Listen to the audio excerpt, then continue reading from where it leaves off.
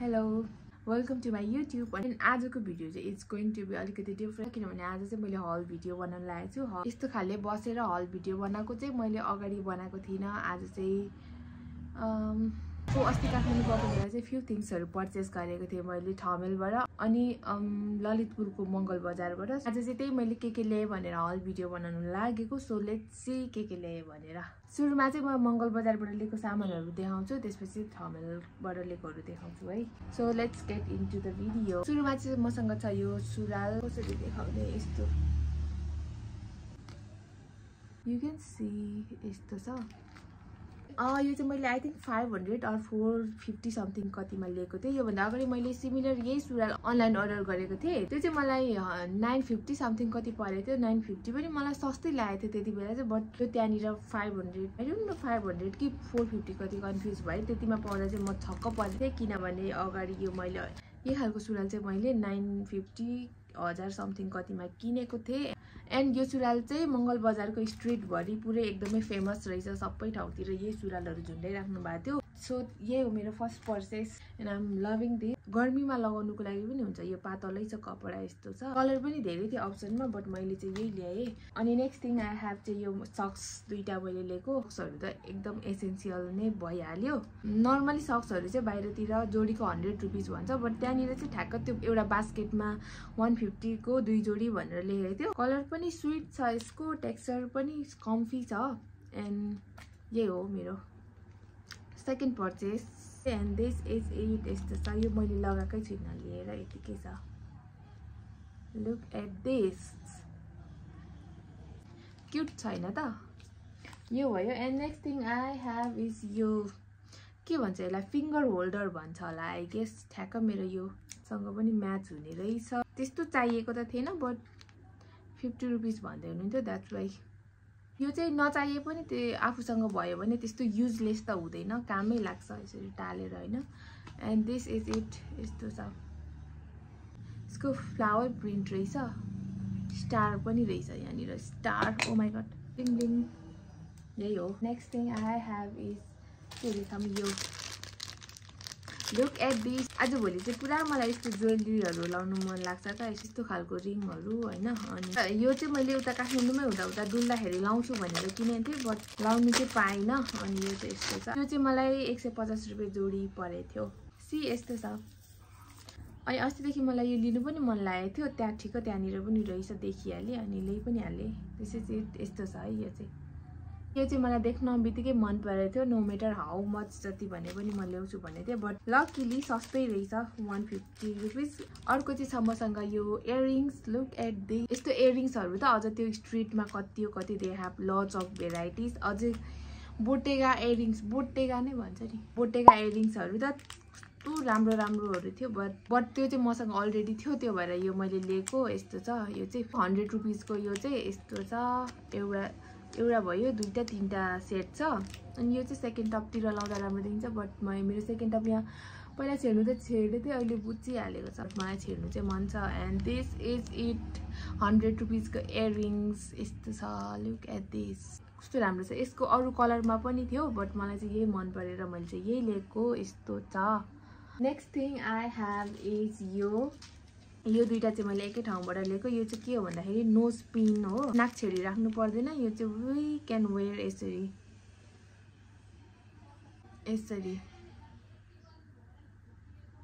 त्यस्तो मलाई सुहाउनु त सुहाउँदैन, तर मलाई यतिकै लिनु फोटोहरु खिच्दाखेरि लाउनु मन थियो र लिएको। अर्को चाहिँ छ यो ह्यान्ड ब्रेसलेट। सी यस्तो छ।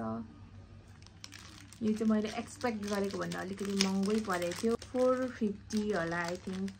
यो चाहिँ यस्तो बाहिर त्यो स्ट्रीटमा राखेको पसलमा हैन, त्यो राम्रै पसल भित्र स्टोर उयसमै राखेको थियो। यस्तो छ। यो चाहिँ खोल्दिन अहिले। सी पछाडी चाहिँ यस्तो छ। यो एडजस्टेबल, यसलाई यस्तरी एडजस्ट गर्न सकिन्छ। यो चाहिँ मलाई परेको थियो 450 अनि यो चाहिँ परेको थियो मलाई 150 विथ नो डिस्काउन्ट। कुनैमा पनि मलाई डिस्काउन्ट दिनु भएन यसमा चाहिँ। बडी चोके मलाई एकदमै राम्रो लागेर किनेको। यो चाहिँ आजभोलि चाहिँ यस्तोहरु खुब लाउनु राम्रो लाग्छ क्या मलाई, त्यही भएर लिएको त्यहाँबाट।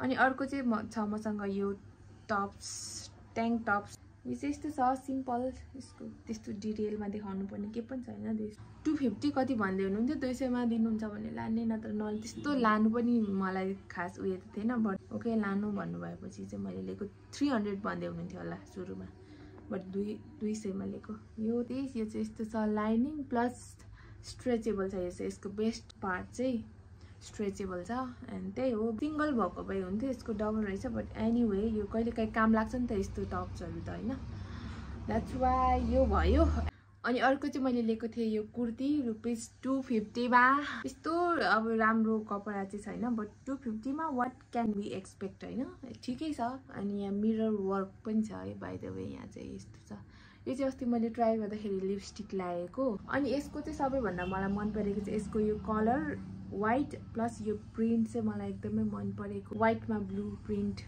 त्यसले नै मलाई चाहिँ एट्र्याक्ट गरेर यो चाहिँ मैले लिएको एन्ड यो चाहिँ यतिको लामो छ अनि यो चाहिँ मैले आफ्नो भन्दा 1-2 साइज ठुलो साइजमा लिएको किनभने आई नो यो कुर्ती 1-2 चोटि धोएपछि घट्छ कपडा यसको घट्छ भनेर प्लस टिमिक्क परेको टाइट कुर्तीहरू पनि मलाई मन पर्दैन नि त द्याट्स वाइ अलिकति लुजै ठिकै लाग्छ मलाई चाहिँ त्यही भएर यो मैले लिएको यसको बेस्ट पार्ट चाहिँ के भन्दाखेरि यस्तो खालको कुर्तीहरू चाहिँ we can wear this with जिन्ससँग लगाए पनि भयो प्लाजोसँग लगाउँदा पनि भयो लेगिन्ससँग लगाउँदा पनि भयो you can wear this or style this with whatever you want है यो चाहिँ त्यससँग पनि मिल्छ जस्तो लाग्छ मलाई दिस इज 8 थमेलबाट लिएको चाहिँ फर्स्टमा चाहिँ छ यो सुराल यसलाई आई डोन्ट नो के कपडा भन्छ एक्ज्याक्ट नाम मैले बिर्सेँ बट यो चाहिँ यस्तो छ यो सुराल चाहिँ यस्तो कम्फर्टेबल छ मैले अगाडि पनि लिएको थिएँ अफ व्हाइट कलरमा यस्तो सजिलो छ ट्राभल गर्दाखेरि पनि एकदमै सजिलो हुन्छ यो सुराल चाहिँ अनि त्यही अगाडिको एकदमै मन परेर I had to get another one यो चाहिँ व्हाइट कलरमा लिएको छु यस्तो छ अनि यो चाहिँ मलाई 1000 परेको थियो पहिला पनि मैले 1000 मा लिएको थिएँ त्यही भएर